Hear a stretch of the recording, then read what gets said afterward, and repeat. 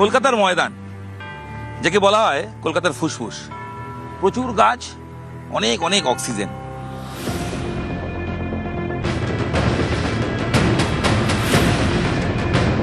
কলকাতার নোংরা জল প্রাকৃতিক উপায়ে এখানে পরিশোধন হয়, তাই পূর্ব কলকাতার জলাভূমিকে বলা হয় কলকাতার কিডনি।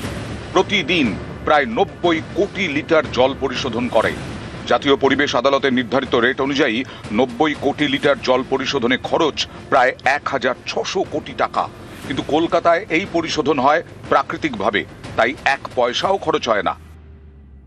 পূর্ব কলকাতার জলাভূমিকে কলকাতার কিডনি বলা হয়, তার একটাই কারণ যে বর্জ্য জলটা পরিশোধন করবার কোনো জায়গা তো আমাদের নেই, সেটা একমাত্র ইস্ট কলকাতা ওয়েটল্যান্ডই করে। এরকম গুরুত্বপূর্ণ জলাভূমি ধ্বংস করা হচ্ছে। জলাভূমি বুঝিয়ে ব্যাঙের ছাতার মতো তৈরি হচ্ছে বেআইনি নির্মাণ। এই যে আরবান প্রেশারটা, এই প্রেশারটা, নগরায়নের যে চাপটা, সেটা ক্রমশ পূর্ব কলকাতা জলাভূমিকে খেয়ে ফেলছে। কলকাতা এক বিরল শহর, কারণ এই শহর জল পায় গঙ্গা থেকে, আর বর্জ্য জল পরিশোধন হয় পূর্ব কলকাতার বিশাল জলাজমিতে। চলতি কথায় ভেড়ি, আসলে কলকাতার ভৌগোলিক কিডনি। দিনে 980 মিলিয়ন লিটার বর্জ্য রিসাইকেলড হয়। এবারে এটার উৎসটা হচ্ছে সেই ব্রিটিশ পিরিয়ডের সময় থেকে, যখন গঙ্গাকে বাঁচানোর জন্য ব্রিটিশার্সরা দুটো খাল ঠিক করেছিল, যেটা আমরা বাগজোলা খাল বলি, কেষ্টপুর খাল। সেইগুলো দিয়ে পুরো বর্জ্যটা যাতে ইস্টের দিকে যায়। যখনই গঙ্গাতে ওই জোয়ারটা আসতো, সেই সময় ওরা গঙ্গার গেট খুলে দিলে মনে করেছিল যে বর্জ্যটা সেখানে ভেসে বেরিয়ে যাবে, তাই হতো ইস্টের দিকে। কিন্তু এই খালগুলো পুরোপুরি ডিফাঙ্ক্ট হয়ে গেল। এই যে আরবান প্রেশারটা, এই প্রেশারটা, নগরায়নের যে চাপটা, সেটা ক্রমশ পূর্ব কলকাতা জলাভূমিকে খেয়ে ফেলছে। এই যে 980 মিলিয়ন লিটার বর্জ্য যাচ্ছে পূর্ব কলকাতা জলাভূমিতে, সেটা রিসাইকেল করবার আমাদের কাছে কোনো ব্যবস্থাই নেই।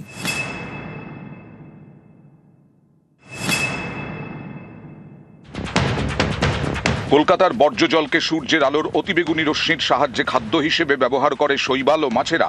এভাবেই কলকাতার বর্জ্য জল প্রাকৃতিকভাবে পরিশোধন হয়। যে জলটা এসে বর্জ্য জলটা পড়ছে, সেটা প্রায় 1 মাস ওখানে থাকলে পরিশোধিত হয়ে যায় সূর্যের আলোতে। সেখান থেকে যে অণুজীব, যেগুলো প্ল্যাঙ্কটনস যেগুলো তৈরি হয়, সেগুলোই কিন্তু মাছের খাদ্য। জমিটাকে অন্য কাজে ব্যবহার করতে হবে। সেখান থেকেই কিন্তু এনক্রোচমেন্টটা শুরু হচ্ছে। এটা রাজনীতি নয়, এটা বস্তুতন্ত্রের যে পরিবর্তন, যেটা আমাদের অজ্ঞ মাথাতে ঢোকেনি, সেইখান থেকে এনক্রোচমেন্টটা শুরু হচ্ছে। এশিয়ান ডেভেলপমেন্ট প্রজেক্টটা দিয়ে খালগুলো পরিষ্কার করা হয়েছে, কিন্তু পূর্ব কলকাতা জলাভূমির যে সিল্টটা, পলি যেটা, সেটা পরিষ্কার করা হয়নি। তার ফলে কি হয়েছে, খালটা ডিপ হয়ে গেছে, পূর্ব কলকাতা জলাভূমির বেডটা উঠে গেছে।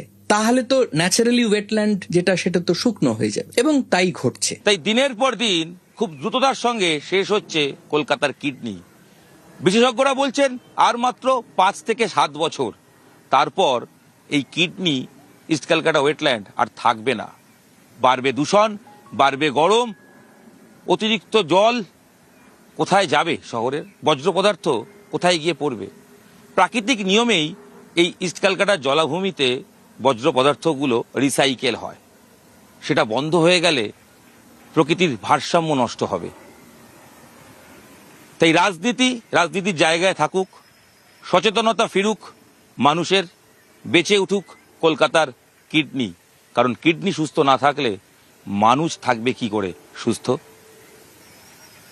ক্যামেরায় সুব্রত জানার সাথে ইরণ রায় বর্মন, নিউজ 18 বাংলা। এখনো বাঁচানো যেতে পারে এই জলাভূমি, কিভাবে? বিশেষজ্ঞরা কি বলছেন দেখুন। পূর্ব কলকাতার জলাজমি, কলকাতার কিডনি।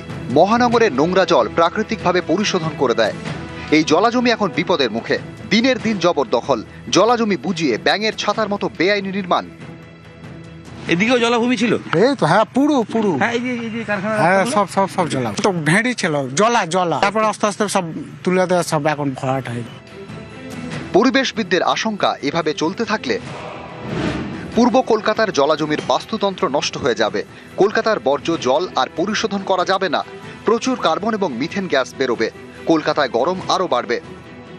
এই ওয়েটল্যান্ডটার এটাই চরিত্র যে বর্জ্য জলকে রিসাইকেল করবার ক্ষমতা রাখে। ইস্ট কলকাতা ওয়েটল্যান্ড একটা ম্যাট্রিক্স, একটা বাস্তুতন্ত্র, সেইটা চলে যাবে। আর 5 থেকে 7 বছর পরে এটার কোনো ফাংশন বলার মতো তো থাকবেই না। উল্টে হিতে বিপরীত যেটা হবে সেটা হচ্ছে এটা একটা এমিশন হাব হয়ে যাবে, অর্থাৎ প্রচুর পরিমাণে কার্বন এবং মিথেন নির্গমন হবে এখান থেকে। কলকাতার টেম্পারেচার এখন আপনারা সবাই বলছেন যে খুব গরম, খুব গরম, আরো গরম বাড়বে। আমি জানি না এর পরের 1 দশকের মধ্যে আমরা কোথায় গিয়ে দাঁড়াবো। বিশেষজ্ঞরা এটাও মনে করিয়ে দিচ্ছেন যে এখনো সময় আছে, এখনো এই জলাভূমিকে বাঁচানো যেতে পারে, ঠিক যেভাবে বাঁচানো গিয়েছে বিহারে।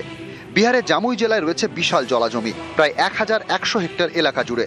এই জলাজমি এবং এর সংলগ্ন এলাকায় 150টিরও বেশি প্রজাতির প্রাণী থাকে। এই জলাজমিকে বাঁচাতে নাগি এবং নকটিতে অভয়ারণ্য তৈরি করা হয়েছে। এখন এই দুটি অভয়ারণ্যের মধ্যে রয়েছে জলাজমি।